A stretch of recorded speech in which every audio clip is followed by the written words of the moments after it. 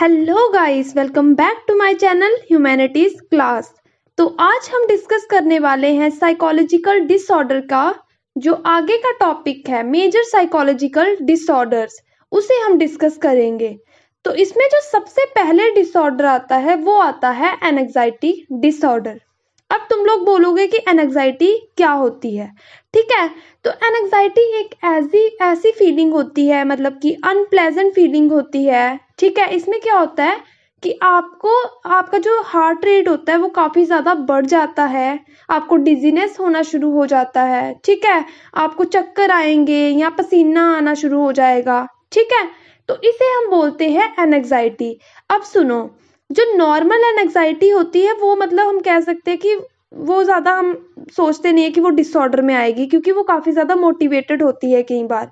लेकिन कई बार क्या होता है कि ऐसी एनजाइटी होती है जिसके कारण आप उसे कंट्रोल नहीं कर पाते, तो उस चीज़ को हम बोलते हैं एनजाइटी डिसऑर्डर। तो अब क्या होता है कि जो एनजाइटी डिसऑर्डर है वो भी आगे पार्ट्स में डिवाइडेड है। उसमें सबसे पहला पार्ट जो आता है वो आता है जनरलाइज्ड एनजाइटी डिसऑर्डर। अब जो जनरलाइज्ड एनजाइटी डिसऑर्डर है, इसे हम शॉर्ट फॉर्म में अगर बोलेंगे, इसे बोलेंगे गैड। ठीक है, अब इसे क्या बोलते थे, पहले इसे बोला जाता था फ्री फ्लोटिंग एनजाइटी डिसऑर्डर। इसमें क्या होता है कि एक पर्सन को बहुत ज़्यादा डर लगता है, और वो जो डर होता है, ठीक है, वो जो फियर होता है, वो किसी भी ऑब्जेक्ट या किसी भी पर्सन के साथ अटैच्ड नहीं होता है। ठीक है, वो ऐसे रहेगा, उसे हमेशा टेंशन रहेगी। ठीक है, रिलैक्स नहीं हो पाएगा। ठीक है, और उसे वो किसी भी चीज़ में अगर अपना मन या लगाने की कोशिश करेगा, ठीक है, किसी चीज़ को कंसंट्रेट करने की कोशिश करेगा, तो वो कंसंट्रेट नहीं कर पाएगा। ठीक है, और गैड जो होता है वो कब डेवलप होता है, वो 10 इयर्स और यंग अडल्ट रूट के बीच बीच में डेवलप होता है। ठीक है, ये हो गया हमारा जनरलाइज्ड एनजाइटी डिसऑर्डर। उसके बाद इसके सिम्टम्स की बात करते हैं। तो इसके सिम्टम्स में आते हैं रेस्टलेसनेस, ठीक है, difficulty in concentration, muscle tension, early fatigue, ठीक है, स्लीप डिस्टर्बेंस। तो ये हो गए इसके कुछ सिम्टम्स। तो इसके बाद जो हमारा इसके अंडर सेकंड डिसऑर्डर है वो है पैनिक डिसऑर्डर।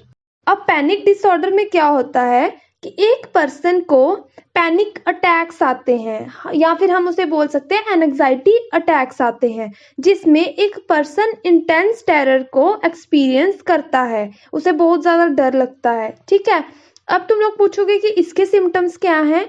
तो इसके सिम्टम्स में आता है शॉर्टनेस ऑफ ब्रीथ। ठीक है, मतलब ब्रीथ की कमी होना शुरू हो जाती है। ठीक है, चेस्ट पेन होगा। ठीक है, या फिर एक पर्सन को लगेगा कि मतलब वो क्रेजी हो रहा है। ठीक है, उसे ऐसा लगेगा कि वो मर जाएगा।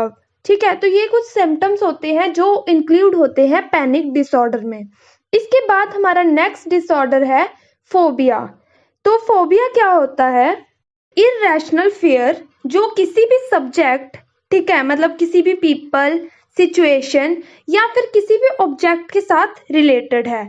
ठीक है, और ये भी पॉसिबल है कि अगर एक पर्सन को मतलब मल्टीपल फोबियाज भी हो सकते हैं, उसे किसी पर्सन से भी डर हो सकता है, उसे किसी इंसेक्ट से भी डर हो सकता है। ठीक है, तो हम कह सकते हैं कि मल्टीपल फोबियाज होना कोई बड़ी बात नहीं है। ठीक है, तो उसके बाद इन्होंने बोला है कि जो फोबियाज होते हैं वो जेनेटिक भी होते हैं और इन्वायरमेंटली लर्न भी होते हैं।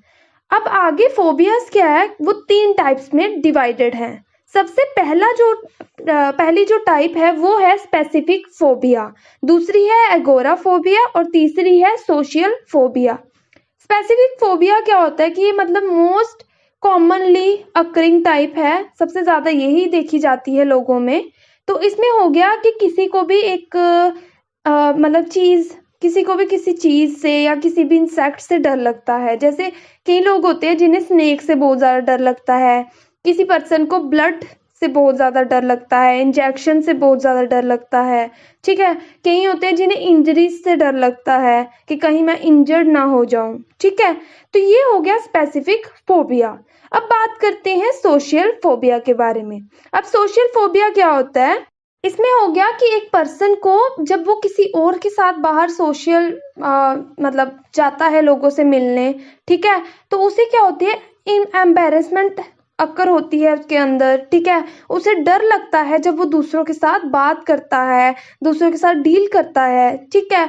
मतलब वो अपने आप को वो एक टाइप का इंट्रोवर्ट पर्सन है, इसलिए उसे बाहर जाने से डर लगता है, ठीक है। तो इसमें क्या होता है कि एंग्जाइटी आपको पहले भी हो सकती है, उसके जब आप किसी से बात कर रहे हो उस टाइम पे भी हो सकती है, और जब इवेंट खत्म हो जाए, आप मतलब वो पर्सन चला जाए उसके बाद भी आपको एंग्जाइटी हो सकती है। तो इसे हम सोशल एंग्जाइटी भी कहते हैं। उसके बाद जो हमारी थर्ड टाइप है वो है एगोराफोबिया। एगोराफोबिया क्या होता है?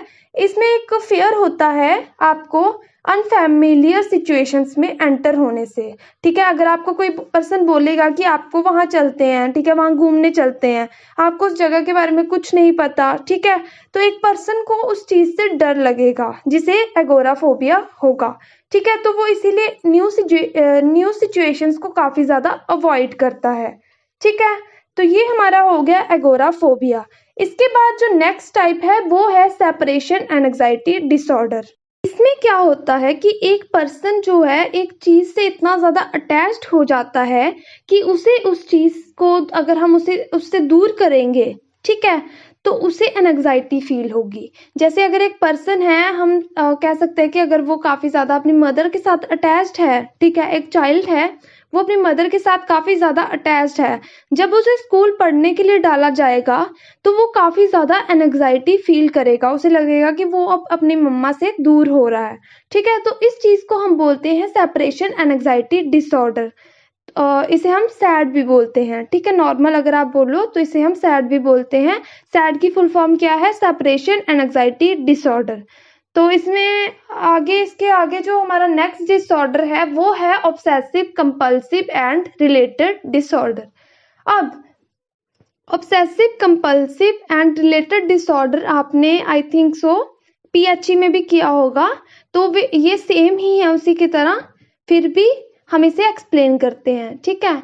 तो इसमें क्या होता है कि जिस पर्सन को ओसीडी होता है वो एक ही काम को बार बार करता है, ठीक है। जैसे अगर एक पर्सन को अगर ओसीडी है तो वो क्या करेगा, अगर उसने लॉक लगाया होगा दरवाजे पे तो वो बार बार उसे चेक करने जाएगा, ठीक है। उसे ऐसा लगेगा कि उसके हाथ बहुत गंदे हैं, ठीक है, तो वो बार बार हाथों को ही साफ करता रहेगा। तो ये हो गया ओसीडी, ठीक है। वो अपनी नॉर्मल फंक्शनिंग नहीं कर पाता, जो वो नॉर्मल पहले जिस तरह से काम करता था वैसे नहीं कर पाता है, ठीक है। इसके कुछ ये उसके बाद इन्होंने आगे बताया है कि ऑब्सेसिव बिहेवियर और कंपल्सिव बिहेवियर होता क्या है, ठीक है। अब ऑब्सेसिव बिहेवियर हो गया कि एक पर्सन एक चीज के बारे में बार बार सोचे जा रहा है, ठीक है, उस चीज को मतलब वो सोचने से रोक नहीं पा रहा है अपने आप को, उसे हम बोलते हैं ऑब्सेसिव बिहेवियर। और कंपल्सिव बिहेवियर हो गया कि एक पर्सन एक काम को बार बार परफॉर्म कर रहा है। जैसे अगर एक पर्सन है वो पहले तो, हाँ, पहले अगर ऑब्सेसिव बिहेवियर की एग्जांपल ले, एक पर्सन बार बार यही सोचे जा रहा है कि क्या मैंने लॉक लगाया था या नहीं, ठीक है। और कंपल्सिव बिहेवियर में एग्जांपल ले लेते हैं कि एक पर्सन बार बार लॉक ही चेक करे जा रहा है, ठीक है, या फिर बार बार हाथ धोए जा रहा है। तो ये हो गया हमारा OCD, obsessive compulsive and related disorders. उसके बाद जो हमारा नेक्स्ट डिसऑर्डर है वो है पीटीएसडी। पीटीएसडी क्या है? पोस्ट ट्रॉमेटिक स्ट्रेस डिसऑर्डर, ठीक है।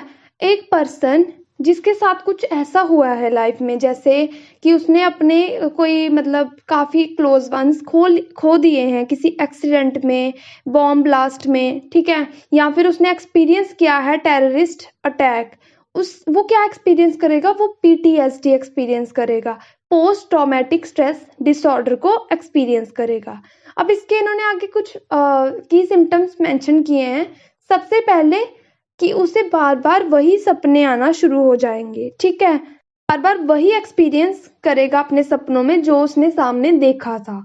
उसके बाद कि फ्लैशबैक्स, ठीक है, उसे बार बार वही याद आता रहेगा। अगर उसके सामने कोई ऐसा काम हो रहा होगा, ठीक है, जो उसके साथ लिंक्ड होगा तो वो वापस उसी फ्लैशबैक में चला जाएगा, ठीक है। फिर उसके बाद थर्ड जो इसका सिम्टम है वो है इमोशनल डिस्ट्रेस। हमेशा पर्सन स्ट्रेस में रहेगा, ठीक है, अपनी नॉर्मल फंक्शनिंग नहीं कर पाएगा, अपने डे टू डे जो उसकी काम है उसे हैंडल नहीं कर पाएगा, वो यही सोचता रहेगा कि मेरे साथ ऐसा हुआ था, ठीक है।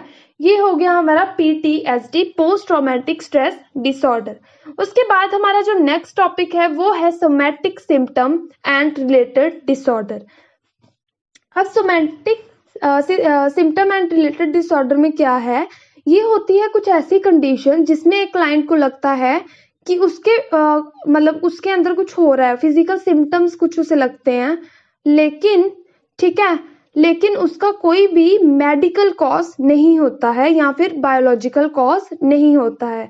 मतलब कि अगर एक पर्सन को लगता है कि उसके पेट में दर्द है, ठीक है, जब वो डॉक्टर को दिखाने जाता है तो उसमें बायोलॉजिकल कॉज कुछ भी नहीं मिलता कि उसे दर्द क्यों हो रहा था, ठीक है, तो वो देखने को नहीं मिलता है। तो इसकी भी आगे कुछ 3 टाइप्स हैं। सबसे पहली जो इसकी टाइप है वो है सोमैटिक सिम्टम डिसऑर्डर। इसमें क्या होता है कि एक पर्सन को बॉडी रिलेटेड सिम्टम्स होते हैं, मतलब उसे ऐसा लगता है कि वो बीमार है, ठीक है, उसकी टांगों में दर्द है, उसके पेट में दर्द है, लेकिन उसका कोई भी मतलब सीरियस मेडिकल कंडीशन नहीं होती है, ठीक है, मतलब उसका कोई भी मेडिकल कॉज निकल कर नहीं आता है। तो इसमें जो मतलब हम कह सकते हैं इसके कुछ सिम्टम्स होते हैं, तो वो हमेशा स्ट्रेस रहेगा उसे, ठीक है, और वो अपने डेली लाइफ में जो चीज़ें करनी होती है वो नॉर्मली नहीं कर पाता है, डिस्टर्बेंस होती है उसकी डेली लाइफ में, ठीक है। उसके बाद जो सेकंड टाइप है वो है इलनेस एंड एंजाइटी डिसऑर्डर। इसमें क्या होता है कि एक पर्सन जो है अपने मतलब हम कह सकते हैं अनडायग्नोस्ड डिसीजेस के साथ काफ़ी ज़्यादा कंसर्न्ड होता है, ठीक है, मतलब उसे ऐसा लगता है कि अगर उसके पास मतलब नॉर्मली कुछ अगर उसके दर्द भी हो रही है, उसे ऐसा लगेगा कि उसका पक्का कोई बड़ा कॉज होगा, ठीक है, अगर उसके सर में दर्द होगी तो वो ऐसे सोचेगा कि उसे ब्रेन ट्यूमर हो रहा है, ठीक है। तो ये होता है इलनेस एंड एंजाइटी डिसऑर्डर। उसके बाद हम थर्ड डिसऑर्डर की बात करते हैं, तो थर्ड डिसऑर्डर है कन्वर्जन डिसऑर्डर। इसे हम हिस्टेरिया भी कहते थे पहले, ठीक है, और इसे क्या बोला जाता है, इसे हम फंक्शनल न्यूरोलॉजिकल सिम्टम भी कहते हैं, ठीक है। इसके क्या होता है, इसमें इसमें एक पर्सन को ऐसा लगता है वो मतलब साइकोलॉजिकल स्ट्रेस को फिजिकल वे में शो करता है। इसका क्या मतलब है कि एक पर्सन को ऐसा लगता है कि उसकी टांग काम नहीं कर रही है, ठीक है, तो क्या हो जाता है कि ये जो उसका साइकोलॉजिकल स्ट्रेस था, ठीक है, तो वो एक फिजिकल वे में शो अप होता है। मतलब कि अगर उसे ऐसा लग रहा है कि उसकी टांग काम नहीं कर रही है तो वो सच्ची में पैरालाइज हो जाएगा। अगर उसे ऐसा लगेगा कि उसे सुनाई नहीं दे रहा है, ठीक है, तो वो सच्ची में मतलब हम कह सकते हैं कि उसे सुनाई देना बंद हो जाएगा, ठीक है, जैसे ब्लाइंडनेस, ठीक है, paralyse, deafness, difficulty in walking, ये सारी चीज़ें शो करता है पर्सन, उसे मतलब अपने साइकोलॉजिकल स्ट्रेस को फिजिकल वे में शो करता है। उसके बाद जो हमारा नेक्स्ट डिसऑर्डर है वो है डिसोशिएटिव डिसऑर्डर। डिसोसिएशन क्या होता है, इसका मतलब है separation of connection between ideas and emotions, ठीक है, जो टर्म होती है सेवरेंस उसे हम सेपरेशन भी कहते हैं, ठीक है। डिसोसिएशन में क्या इंक्लूड होता है, फीलिंग ऑफ एनस्टेजमेंट, ठीक है, अनरियलिटी और डीपर्सनलाइजेशन, ठीक है। तो ये सब अभी हम पढ़ेंगे आगे, ये सब आगे जो इसके टाइप्स हैं उनमें इंक्लूड होगा, ठीक है। तो सबसे पहली इसकी जो टाइप है वो है डिसोशिएटिव एमनेजिया। अब डिसोशिएटिव एमनेजिया क्या होता है, इसमें क्या होता है कि it is characterized by extensive but selective memory loss. मतलब कि एक पर्सन की कुछ देर की मेमोरी, मतलब जैसे समझ लो कि पिछले 1 साल की मेमोरी चली जाती है लेकिन बाकी याद रहता है, उसे जो पिछले 1 साल का था वो याद नहीं रहेगा, लेकिन जो पहले उससे जो हुआ है वो सब याद है, ठीक है। तो इस चीज को हम बोलते हैं डिसोशिएटिव एमनेजिया। और क्या होता है कि कुछ लोग होते हैं जिन्हें कुछ भी याद नहीं रहता है पुराना, ठीक है, जो उसके पास्ट में क्या हुआ, ठीक है, उसे कुछ याद नहीं रहेगा। लेकिन कुछ लोग ऐसे होते हैं जिन्हें एक स्पेसिफिक इवेंट भूल जाएगा, ठीक है, एक ऐसी याद भूल जाएगी, मतलब बीच में वो कुछ ऐसा भूल गया, अब कोई पुरानी बड़े स्पेशल मेमोरी थी लेकिन उसकी लॉस हो गई, ठीक है। तो ऐसे होता है कई लोगों का पूरा ही वो अपना पास्ट भूल जाते हैं, लेकिन कई लोग क्या होते हैं एक स्पेसिफिक इवेंट या एक ईयर को भूल जाते हैं, ठीक है। तो इसे हम बोलते हैं डिसोशिएटिव एमनेजिया। अब इसी के अंडर एक आगे जो टाइप है वो है डिसोशिएटिव फ्यूग। अब डिसोशिएटिव फ्यूग क्या होता है, इसमें एक पर्सन कोई भी स्ट्रेसफुल सिचुएशन से भाग जाता है, ठीक है। से कि एक पर्सन जो है वो घर से भाग गया, ठीक है, या अपने वर्क प्लेस से भाग गया, ठीक है, और वो अपनी जो प्रीवियस आइडेंटिटी थी उसे भूल जाता है उस टाइम पे। जो फ्यूग का टाइम होता है ना, वो ये भूल जाता है कि वो कौन है, कहाँ पे रहता है, ठीक है, उसे कुछ भी याद नहीं रहता है। लेकिन जब उसका मतलब मेमोरी वापस, जब फ्यूग एंड होता है, ठीक, फ्यूग एंड होता है, उस टाइम पे उसे याद आता है कि वो कौन है। लेकिन फ्यूग के टाइम का जो था वो उसे सब भूल जाता है कि उसने कहाँ से ट्रेवल किया, कैसे आया वो, ठीक है, वो सब भूल जाएगा। लेकिन जब फ्यूग का टाइम चल रहा होता है वो अपनी आइडेंटिटी भूल जाता है, वो एक न्यू आइडेंटिटी में आ जाता है, ठीक है। तो ये हो गया डिसोशिएटिव फ्यूग। उसके बाद आता है डिसोशिएटिव आइडेंटिटी डिसऑर्डर। इस डिसऑर्डर को हम मल्टीपल पर्सनैलिटी भी कहते हैं, और ये बहुत ज्यादा ड्रामेटिक होती है, ठीक है। इसमें क्या होता है कि एक पर्सन मल्टीपल आइडेंटिटीज शो करता है, ठीक है। मतलब कि कभी वो एक चाइल्ड की तरह बिहेव कर रहा है और कभी वो एक एडल्ट की तरह बिहेव कर रहा है, ठीक है। कभी बहुत ज्यादा समझदार बन रहा है, कभी चाइल्डिश बिहेवियर शो कर रहा है। तो इसलिए इस डिसऑर्डर को हम बोलते हैं डिसोशिएटिव आइडेंटिटी डिसऑर्डर और मल्टीपल पर्सनैलिटी डिसऑर्डर, ठीक है। उसके बाद हमारा जो लास्ट इसके अंदर टाइप है वो है डीपर्सनलाइजेशन, ठीक है, और इसे हम डी रियलाइजेशन डिसऑर्डर भी कहते हैं, ठीक है। ये एक ड्रीम लाइक स्टेट होती है जिसमें एक पर्सन जो है सेल्फ और रियलिटी से हम कह सकते हैं सेपरेट हो जाता है, ठीक है। उसकी जो सेल्फ परसेप्शन होती है वो चेंज हो जाती है, ठीक है। मतलब जैसे कई बार होता है ना कि आप भी अगर गाड़ी में कहीं ऐसे खो जाते हो, ठीक है, और आपको पता भी नहीं चलता कब आप घर पहुंच गए हो, ठीक है। तो वो एक ड्रीम लाइक स्टेट होती है जिसे हम डी पर्सनलाइजेशन कहते हैं या फिर डी रियलाइजेशन डिसऑर्डर कहते हैं। इसके बाद जो हमारा नेक्स्ट डिसऑर्डर है वो है डिप्रेसिव डिसऑर्डर। जो डिप्रेसिव डिसऑर्डर है ये सबसे ज्यादा रिकॉग्नाइज्ड मेंटल डिसऑर्डर है, ठीक है। इसमें क्या होता है कि एक पर्सन बहुत ज्यादा नेगेटिव इमोशन शो करता है, ठीक है, बहुत ज्यादा बिहेवियरल चेंजेस शो करेगा, ठीक है। तो ये हो गया हमारा डिप्रेसिव डिसऑर्डर। इसमें एग्जाम्पल हम ले सकते हैं, जैसे अगर एक पर्सन जो है वो अपना गोल अचीव नहीं कर पाएगा, ठीक है, तो क्या हो जाता है कि वो काफी ज्यादा स्ट्रेस हो जाता है उसे, ठीक है। उसी के कारण वो क्या शो करता है, डिप्रेशन शो करता है। या फिर अगर किसी पर्सन का रिलेशनशिप खराब हो गया किसी के साथ, तब भी वो डिप्रेशन शो करेगा, ठीक है। आगे इन्होंने बात की है मेजर डिप्रेसिव डिसऑर्डर की। इसमें क्या होता है कि एक पर्सन जो है इंटरेस्ट शो नहीं करता, ठीक है, किसी चीज पे कंसंट्रेट नहीं कर रहा है, ठीक है। और हम सिम्टम्स की बात करें तो उसमें आ गया इरेगुलर स्लीप पैटर्न, ठीक है, change in body weight, irritability, ठीक है, विड्रॉल फ्रॉम सोशल रिलेशनशिप। ये इसके कुछ सिम्टम्स हो गए।